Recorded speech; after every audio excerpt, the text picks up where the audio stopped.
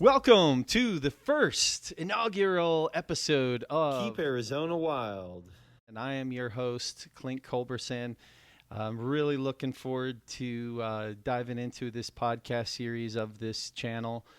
And we plan on doing lots of different content. But one of the things that I really want to get into is talking to people who are in the trenches, if you will, of really even our mission with Keep Arizona Wild to celebrate, protect, and regenerate the beauty, splendor, and diversity of this land we call Arizona.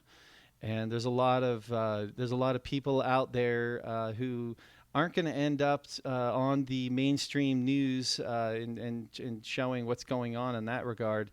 So I really decided I wanted to take my creative energies and start trying to shine a little spotlight on people who are up to some really awesome stuff. And so we can really look at the land issues, water issues here in the state of Arizona, so we can have many generations of human beings and all of the web of life here for our grandchildren to enjoy. My first guest of this podcast is someone who I had recently found who works for the Biological Center for Biological Diversity.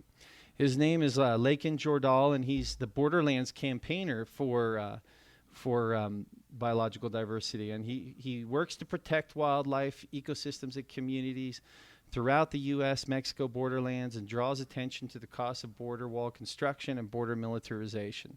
Before joining the center, Lakin worked with the National Park Service studying threats to wildlife or wilderness character throughout the Rocky Mountain West, including Big Bend National Park and Organ Pipe National Monument.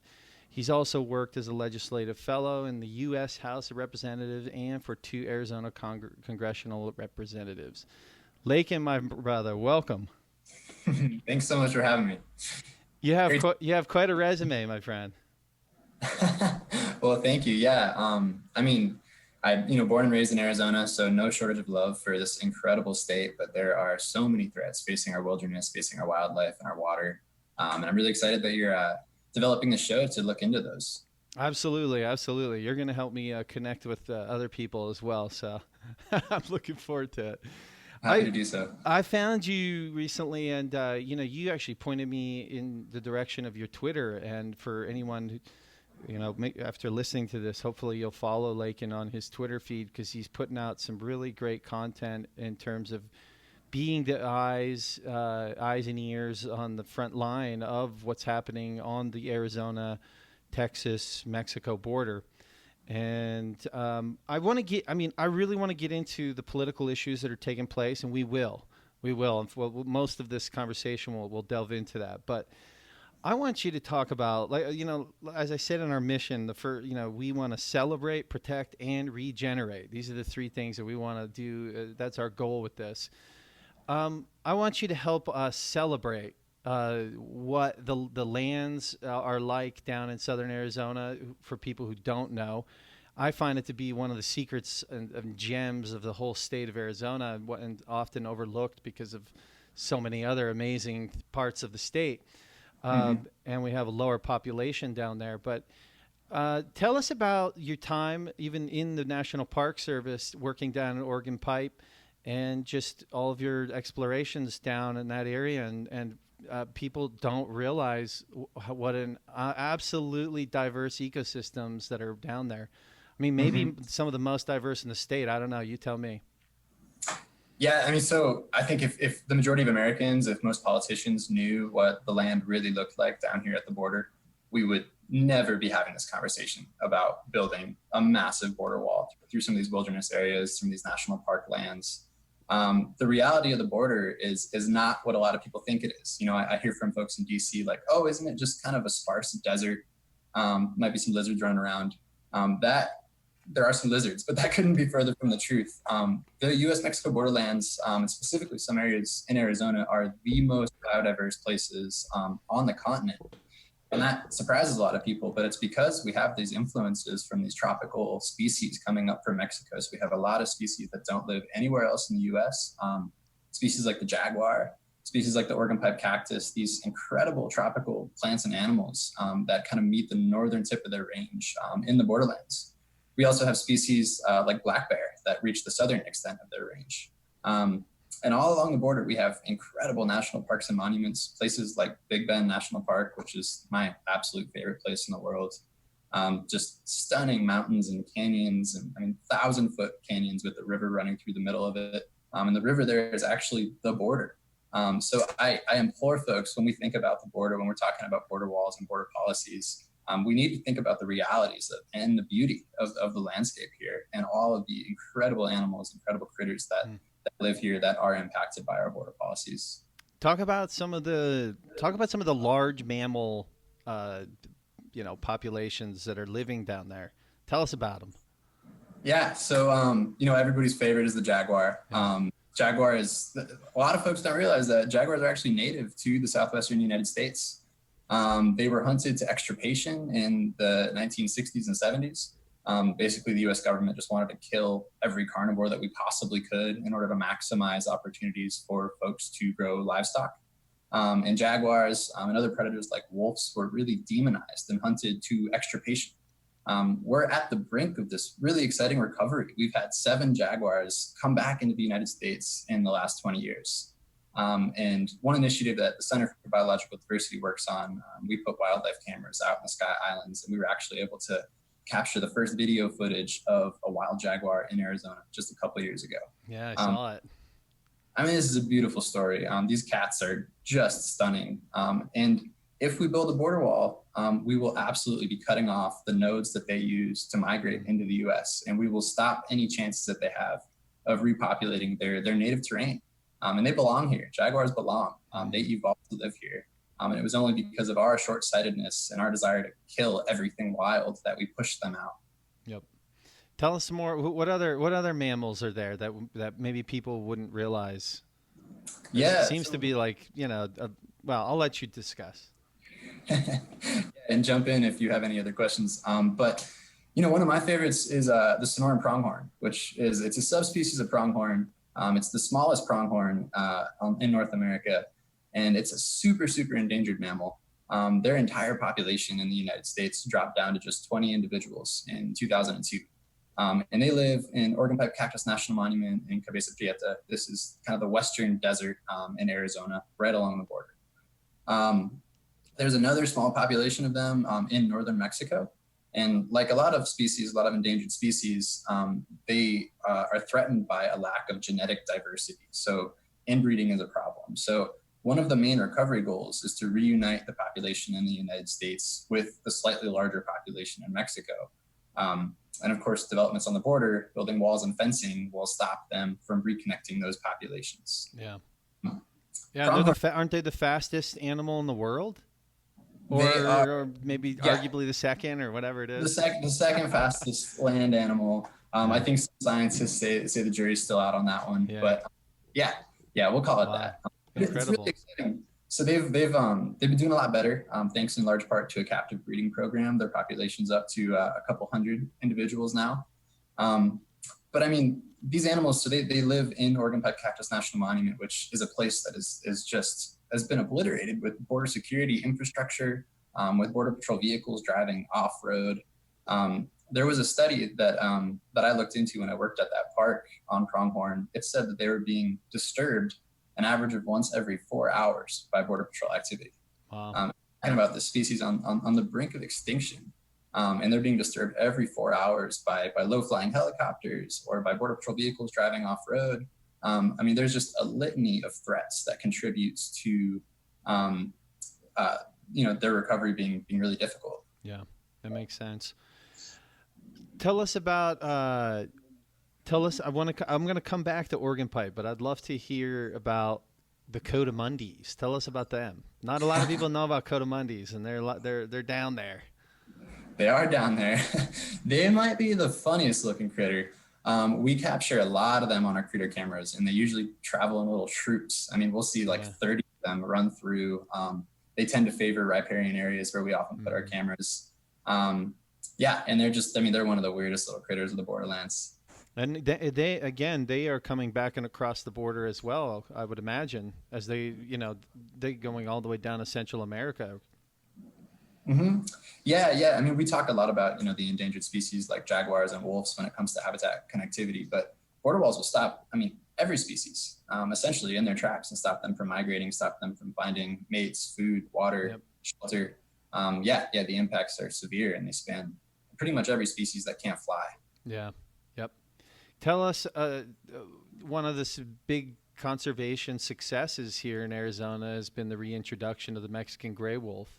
Can you tell us about that, southern Arizona being a part of their range and the importance of them connecting with the wolves of Mexico as well?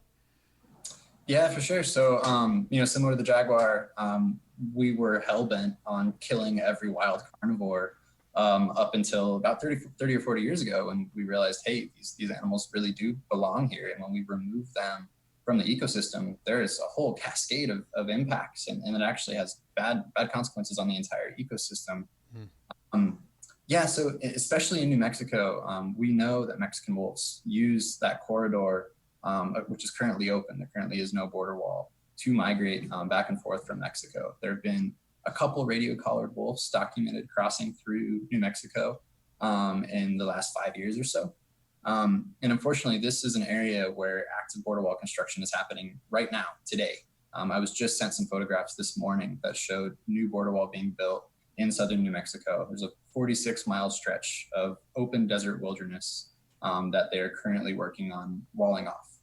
This is the exact section that we have radio collar data that shows a wolf crossed here less than 2 years ago. So, similar to the concerns with pronghorn, if we ram a massive landscape scale barrier in between the two major populations of Mexican wolves, we're going to decrease their genetic diversity. We're going to make them more vulnerable to disease.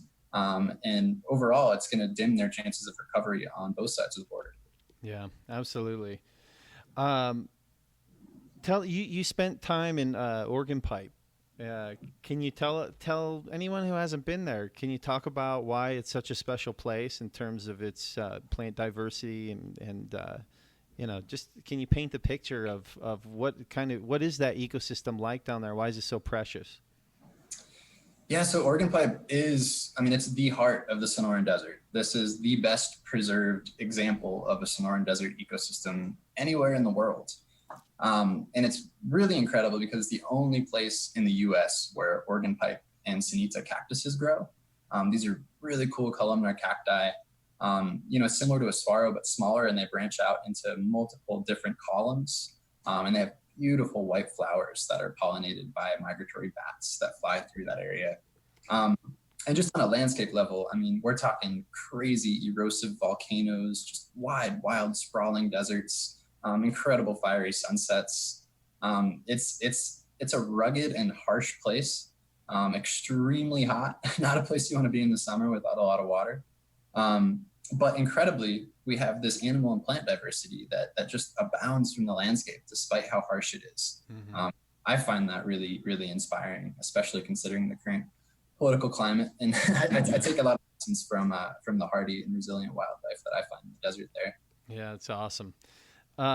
You did, and I guess we'll kind of start getting into some of the issues in terms of how what do we got to do to protect that land down there, and what threats it's facing. And we've discussed this several times, how this the rushed wall, I'll call it, is causing catastrophic implications to some of these ecosystems. And you did a video about this well, I suppose, this natural well there in Oregon Pipe that is home to some species that are only home to there, and that can you talk about the potential for the wall to have actually ruined the water supply to that well? Yeah, so the best source of water in all of Oregon Pipe, which is this massive desert expanse, is this incredible desert oasis called Quito Baquito Spring.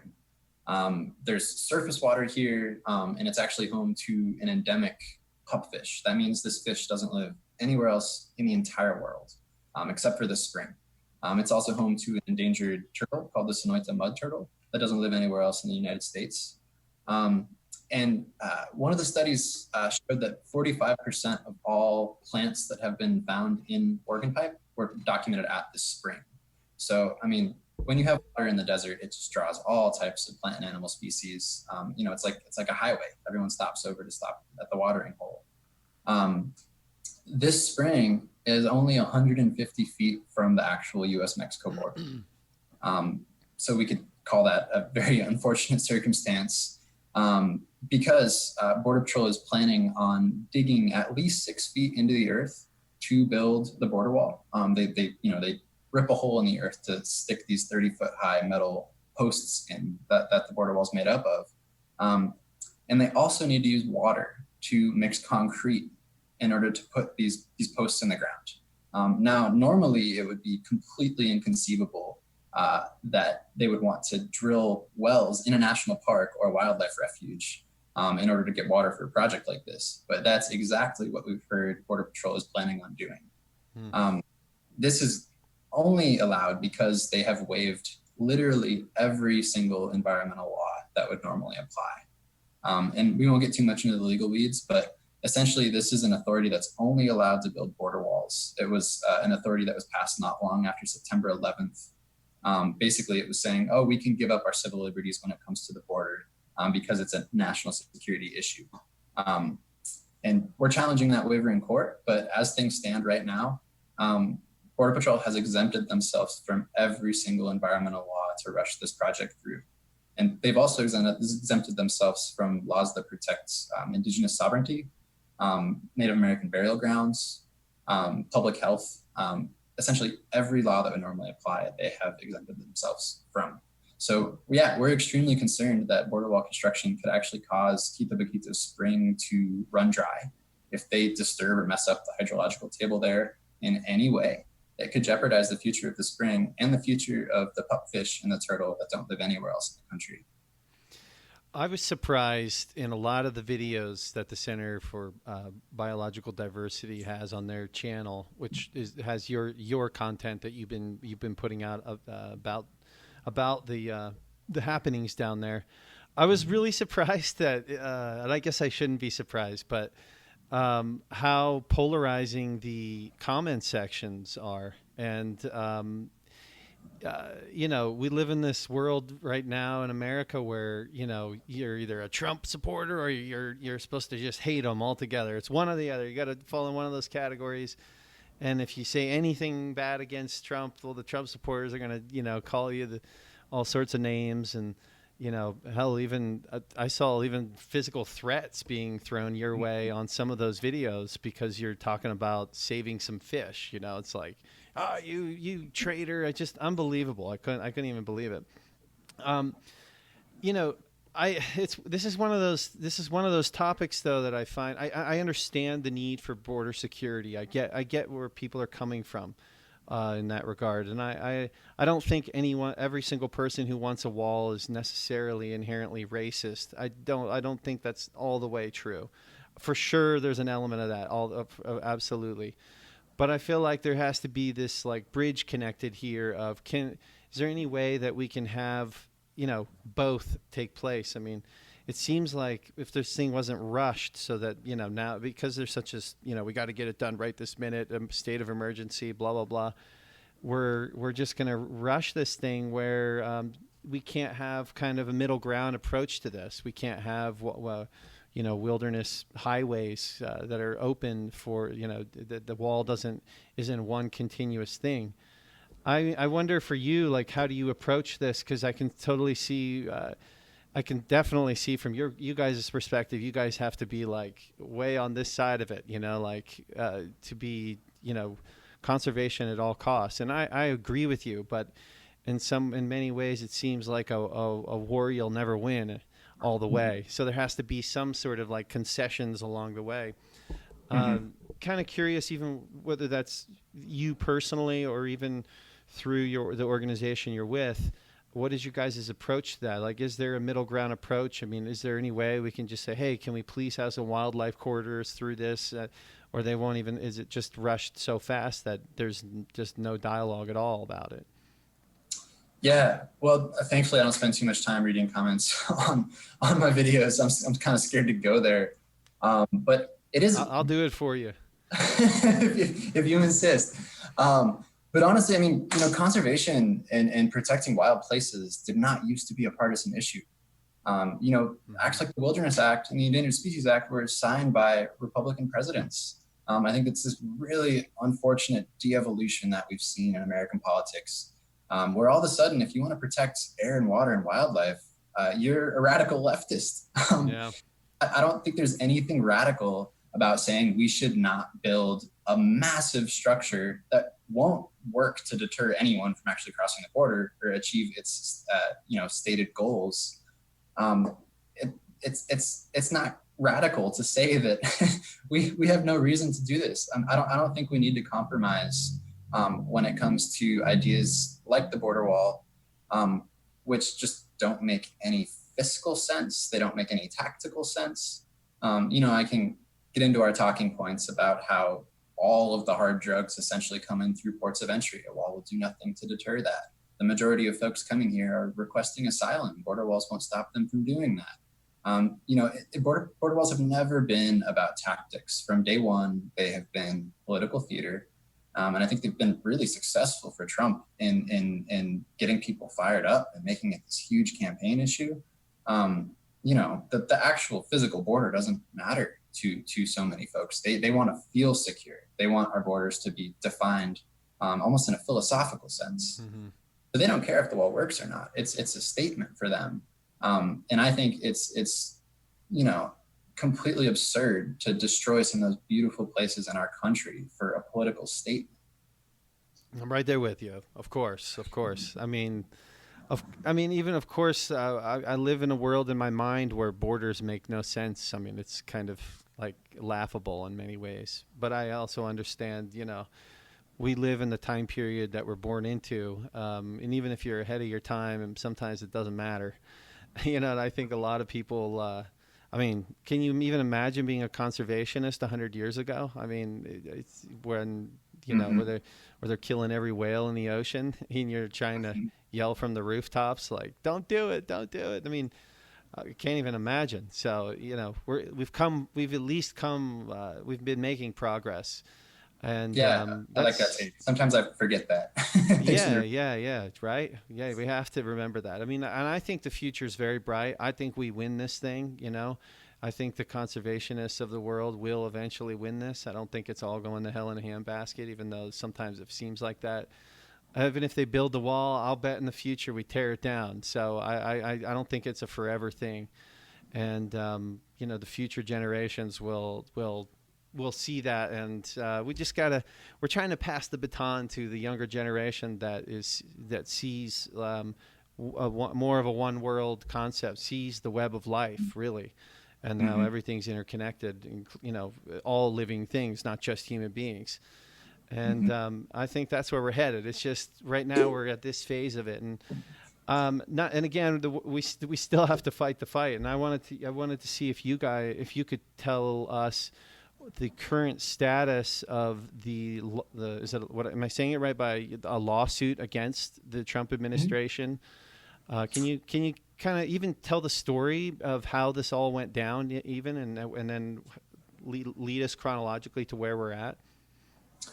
Yeah. I'll try not to be too wordy with the legal history, but yeah. So essentially, because of what I mentioned earlier, which is that the Border Patrol can exempt themselves from any and all environmental law, public health law, cultural resource protection law, it's been extremely hard to litigate border wall construction.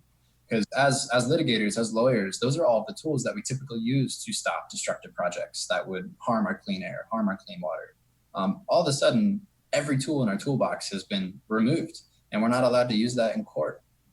So what we have done is we've actually been challenging the overall constitution. And real quick, Laiken, the reason is because it was declared a state of emergency. Is that why?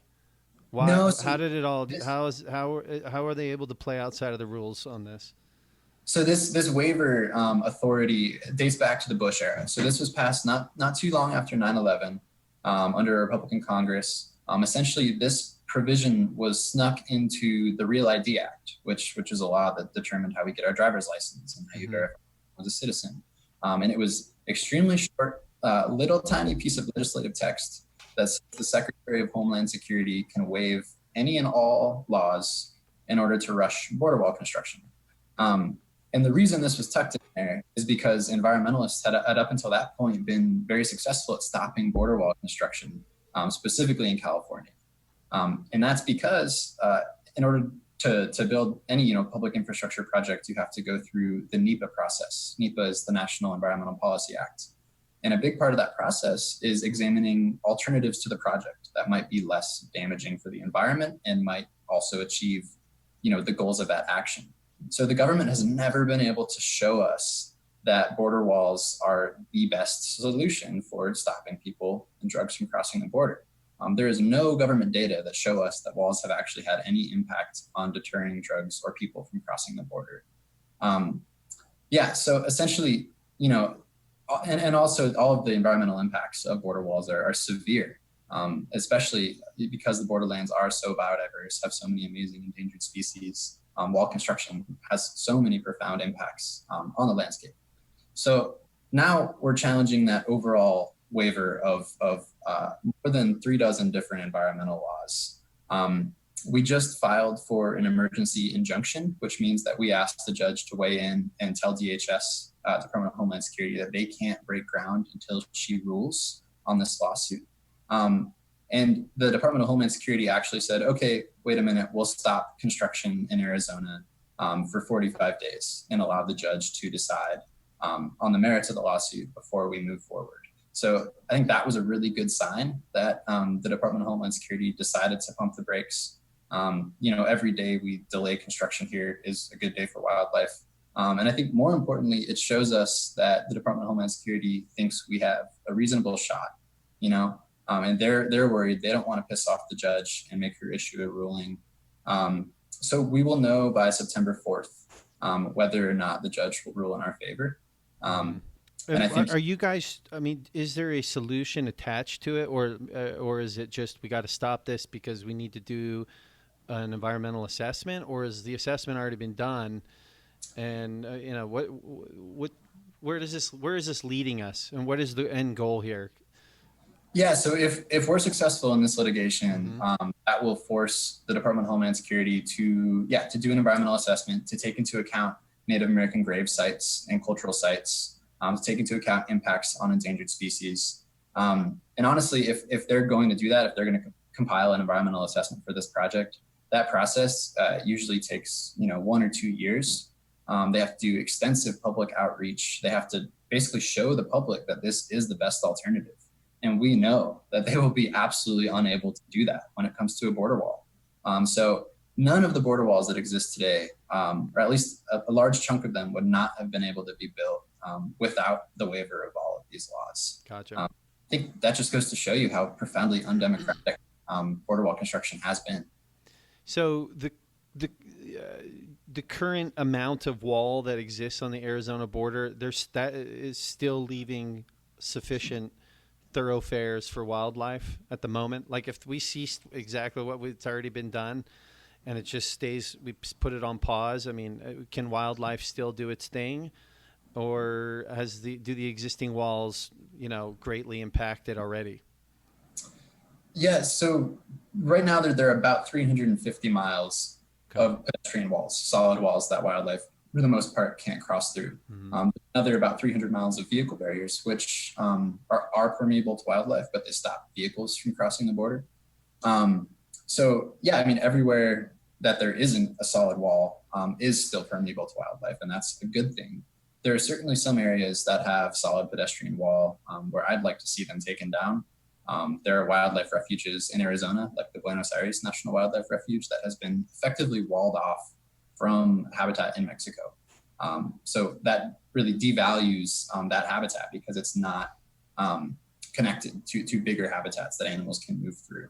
I definitely think that there will be a time, hopefully not too far in the future, where we're actually identifying places to tear down border walls because they are damaging, they're unnecessary, and they do nothing for security. So if there is there a middle ground approach here? Where, of course, I know you would love to tear them all down. I totally get it. From an environmental standpoint, of course, we'd want them all gone. But if you don't get your way, you don't get all of your way. Is there that middle ground solution that can be offered where, where we can just, everyone on all sides of the table we can all just take a deep breath here and go, there's logical solutions where everything, we can all get our cake and eat it too, in a sense. Yeah. So, I think to do that, we have to look at the root causes of some of these issues facing the country. I think we desperately need immigration reform that is based in compassion and common sense. It's far past time to pass a DREAM Act, so people who are brought here as children don't have to live in fear of deportation. A lot of the people who are trying to come back into the country are folks who have been previously deported from the lives that they know here. I think sensible drug policy is also really important. And I think continuing to decriminalize drugs is important. I get the idea of a compromise, but I think when it comes to something that makes no tactical or fiscal sense, it's hard to justify compromising on that. I'm not at all opposed. From an environmental standpoint, I'm not opposed to more technology being deployed along the border.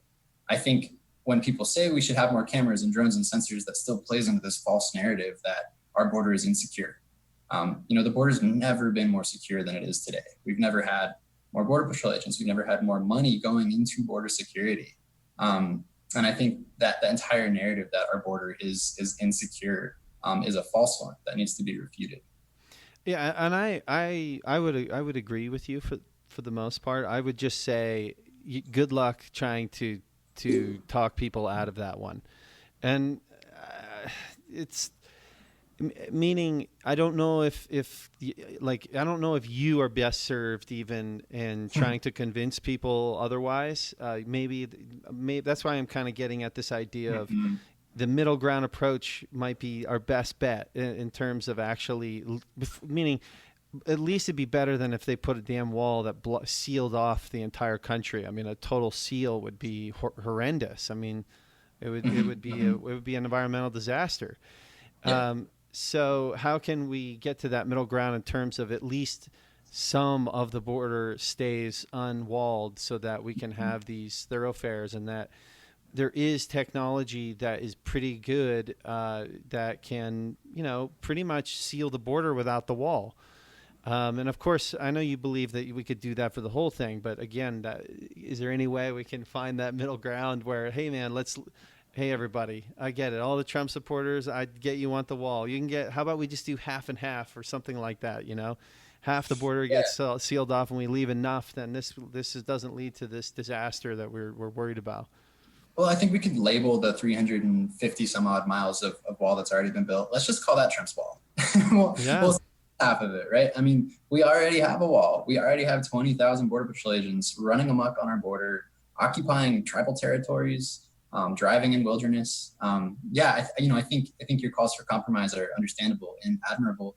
But I think if folks really understood what the border looks like, what it's really like on the ground here, we would be coming at this conversation from a very different perspective. And that's one of my major campaigns is this releasing these short videos that we're calling border views, which actually take people to the border, to talk to people in border communities, to wildlife refuges along the border, to actually make these places real for people, and hopefully to break through some of the crazy political rhetoric that is it's almost hyperbolic. It's so ungrounded from the reality.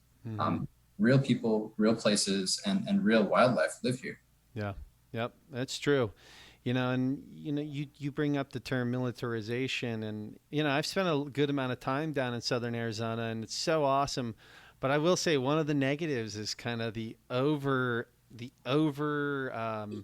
what's the word, exposure of the border patrol down there. I mean, they're everywhere. You can't town you're in, it's like, or you could be out in the middle of nowhere, like you think you're all alone, and all of a sudden one of those green and white trucks rolls up, and you're like, you just, even if you're a citizen, sometimes you can get harassed too from people like that. And you're just kind of always feeling like you're being watched. And it is kind of a weird vibe down in southern Arizona for that reason. Even though it's an amazing place, it's awesome. But Mm-hmm. you bring up that greater point of does the threat really match the actions that are being taken? Yeah. And God, that's a big topic, and I'm sure people are listening to this right now, thinking, they would all see it their way as well. So it's like a million perspectives on it. But nonetheless, I really commend you guys for what you guys are doing. I mean, it's absolutely important to take our time with this and not rush this where they're just basically trampling over all the environmental laws that have been put in place over the last 100 years, and just shoot aside. And I can only imagine how maddening that is. I know your focus is on the border in Arizona and stuff, but we'll talk about even along Texas and New Mexico. And is that part of what you're covering as well, or do you stay just for Arizona? Yeah, so I mean, up until a few months ago, the majority of my work was actually focused on South Texas, on New Mexico. Those are areas that border wall construction has already been occurring in. Congress actually funded almost $3 billion worth of border walls to be built, mostly in South Texas, and a lot of people don't realize this. And I think a big reason for that is because environmental racism is a real thing. Most of these border walls have been channeled to the Rio Grande Valley in South Texas. This is an area that is 95% Hispanic. They're some of the poorest counties in all of Texas. Big undocumented populations in all of those counties. And there's not a lot of folks in Congress who are advocating for these communities. So we are seeing border wall construction happening now in South Texas. And the border there is the Rio Grande, it's the river. So we're actually watching these communities be walled off from their water source, from their recreational lands, and from some of the only nature that exists in South Texas, because so much of that area has been developed for suburban, agricultural, industrial use.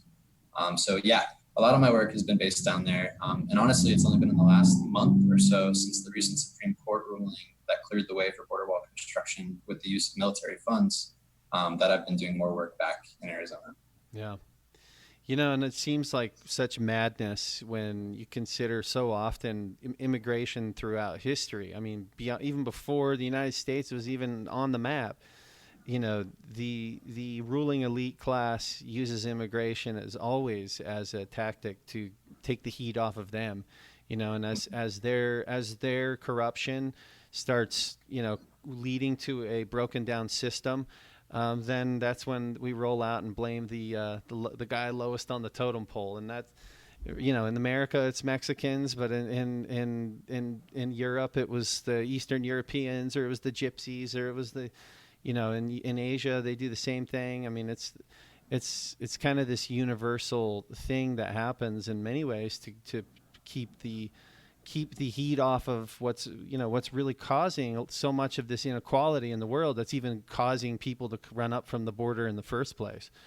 And it's a real sad state of affairs, and I hope that I hope we can figure it out before we lead to any more madness. I wanted to ask you about other issues that are happening even in the state of Arizona that you guys are dealing with. I know borders is your focus, but can you even kind of talk about this constant battle we have going on with, big money and expansionists who are wanting to just roll forth their big money projects as quickly as possible and get them in the back door and make it happen. And you guys are watching that kind of stuff all throughout the country.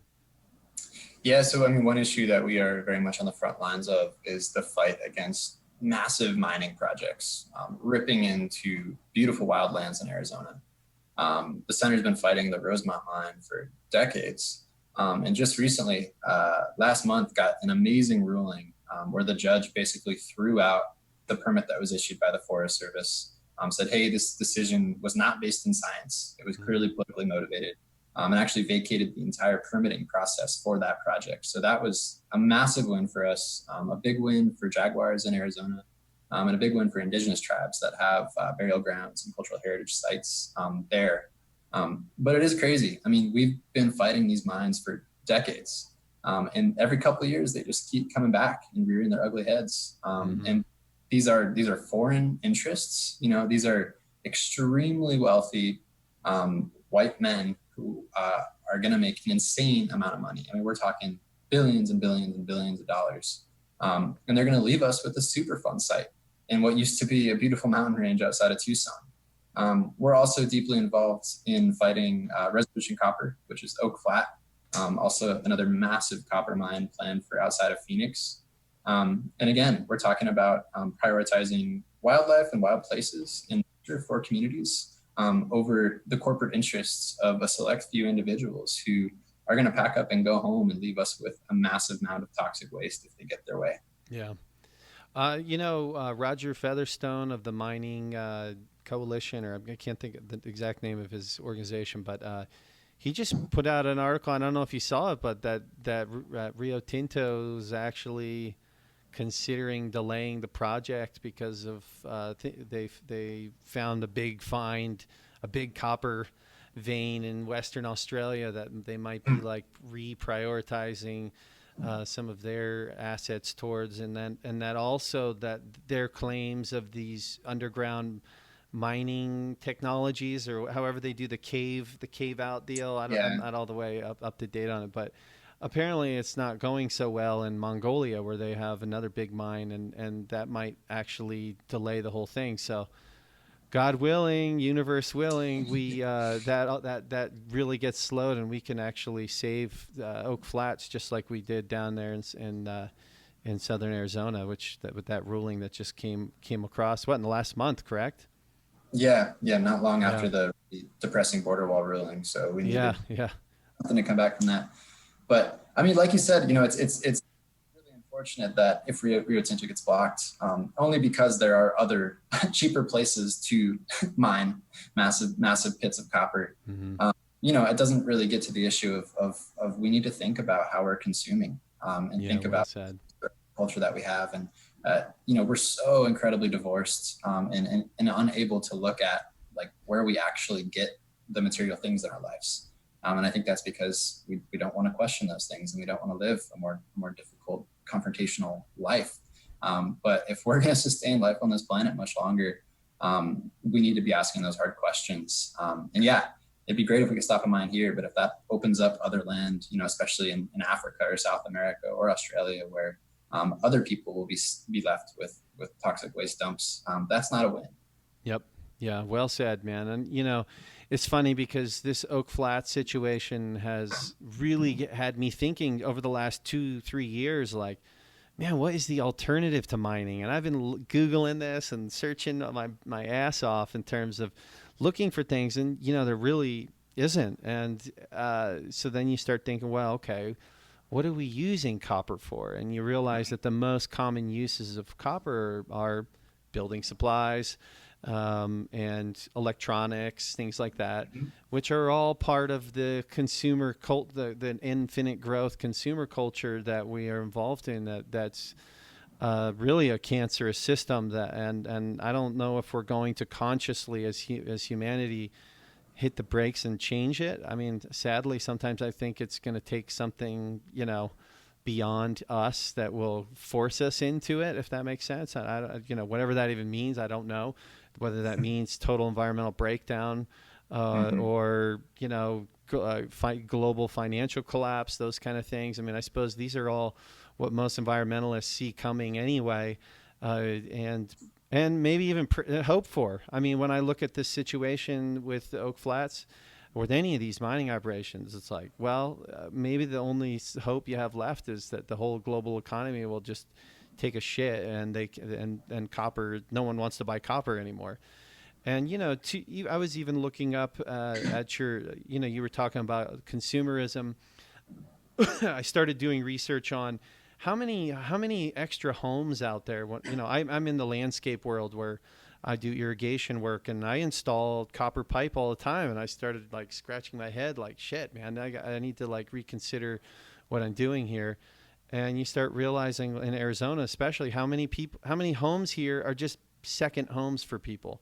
they're not even their primary residence. Like a lot of the expansion that's taken place in the Southwest aren't even primary homeowners. It's like this is their home they come to for a couple, like half the year.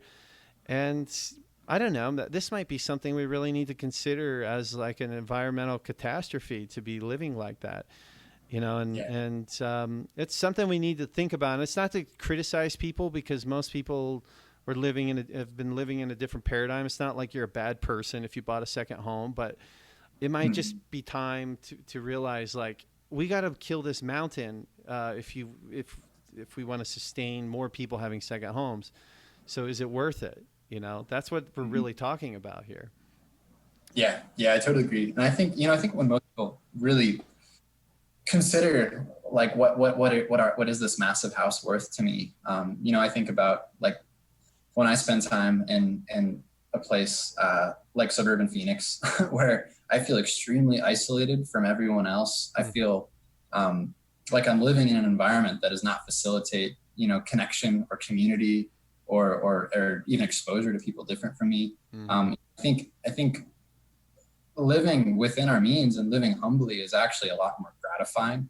I think it leads to more interesting conversations. I think it's more fun. Yeah. And I think there is going to have to be a cultural shift that is centered around, more community connection. And I think with that, hopefully we can wean ourselves off of this crazy addiction we have to luxury and massive homes and fancy cars. And I hope it's just a passing phase, because those things don't matter in the long run. Yeah, well said.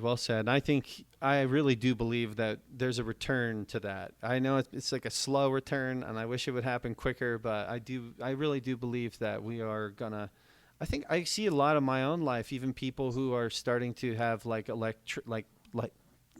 internet fatigue, just fatigue with all of it, social media fatigue, hell, even just holding the damn phone fatigue, with carpal tunnel and all that kind of stuff, where these tools are pretty new still, and we're having to, we don't have no idea how to use them in a healthy way.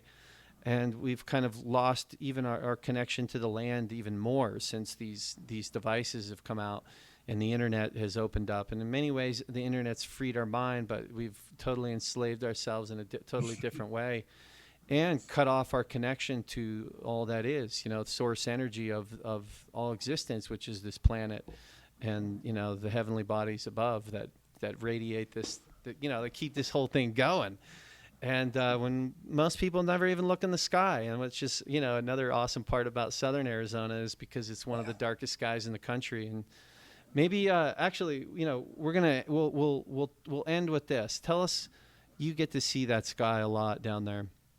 Tell us what the importance that you found in your own life to regularly connecting with the celestial bodies above, and just being out there and without the city lights, without the electricity, the grid, the matrix, if you will. Like, what's it like for you being down there? And we'll end with that. Yeah.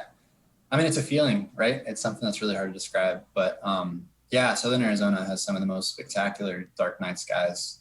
And spending time specifically in Oregon Pipe, where I used to work, under the sky, camping out there, to me, it feels like connecting with something that is beyond time.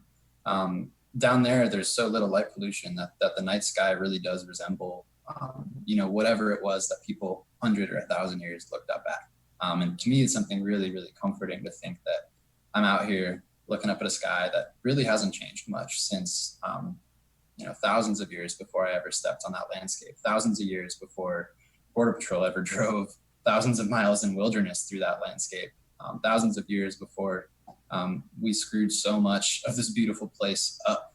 And I feel, a deep sense of connection, and also a sense of resolve to fight to, maintain life on this planet when I'm out there at night.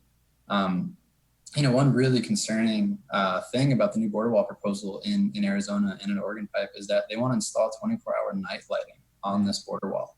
I mean, we are literally going to be able to see this thing from space. And it is so absurdly unnecessary. But, I think obviously, if these walls go up, it will diminish these places for forever. It'll cut a scar through these landscapes for generations to come until our kids have the wherewithal to tear them down. But yeah, I think, all of my work, everything that I do is grounded in my love for the desert, for these wild places. And certainly we can't get so deep in the work that we forget the need to get out there and appreciate the beauty. And that's an eternal struggle for me. But I always try to make time to do exactly that. Yeah, man, it's the recharge station. Mm-hmm. It's the real gasoline. How can people who are really feel strongly about the cause that you guys are involved in, how can they support it? Where can they go? Where do they got to put their name down on? Is there, tell us. Yeah, no, great question. Specifically for folks in Arizona, we have 2 senators that really don't seem to give a damn about wildlife along the border specifically. I think a lot of us were hopeful that Senator Sinema would step up and actually say, hey, maybe we don't need this massive, expensive, unnecessary border wall. She hasn't done that. So I think a little bit of pressure from constituents would really go a long way. I try to give her a call every week and make it clear just the thought of a border wall here is. So yeah, any pressure we can apply, I think, especially to Sinema, to get her to, really stand up for us and represent us would go a long way. And also, in the coming months, we expect ground to be broken on a border wall here in October, unless our lawsuit prevails, which would be amazing. But to be honest, it's a bit of a long shot. There will be, heavy machinery operating in our national parks and monuments, building a massive border wall through these places this fall. And we will definitely have a number of different protests. We're not going to let these walls go up without a fight. So if folks want to get involved with actual action planning and come down here and stand with us as we fight these bulldozers off, get in touch with me, and you can do that through my Twitter account. Excellent. Brother, I can't tell you how I'm just grateful to know you, man. I'm grateful that we got to do this, and I would love to have you on again continuously, just so to keep up to date on these issues. And even though we're a new format, I plan on giving it my all to expand the reach and get this in the ears of as many Arizonans as possible, because we live in a really, really special place, and we got to keep it that way, man. And I know you get that better than anybody. Laiken, my friend. Pleasure. Thank you, man. Thank you so much. I really appreciate it. We'll have to do it again.